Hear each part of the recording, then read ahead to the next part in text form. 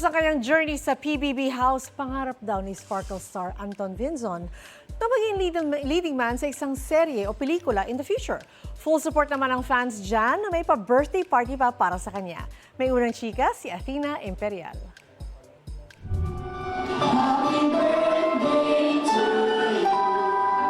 Isang birthday party ang inihanda ng fans ni PBB Celebrity Collab Edition 2.0 former housemate Anton Vinzon sa Mandaluyong kagabi.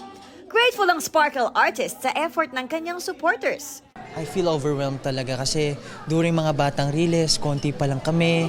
I'm just really blessed na binigyan ako ng time na pumunta sila sa birthday ko. Sa party, hinarana niya ang kanyang fans.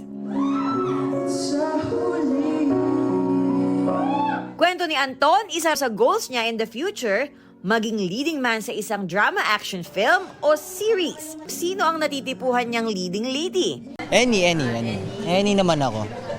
Basta. Hindi rin umamin si Mama Jeannie kung sino ang laging binabanggit lately sa kanya ng uniko iho. Paglabas po niya sa bahay ni Kuya, wala po ba siya? Wala! Huwag niyo kong pilitin! Wala talaga! Binabanggit na pangalan. Wala!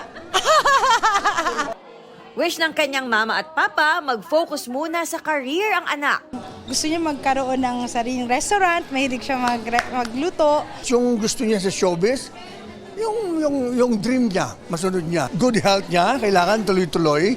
Excited naman ang kapuso actor na makipagkumustahan sa close friend na si Sofia Pablo na lumabas noong Sabado sa bahay ni Kuya. Gusto ko muna siyang bigyan ng moment with Allen. Magbabanding kami ulit and kakain kami ng sangyup. Ito ang unang balita, Athena Imperial, para sa GMA Integrated News. Gusto mo bang mauna sa mga balita? Mag-subscribe na sa GMA Integrated News sa YouTube at tumutok sa unang balita.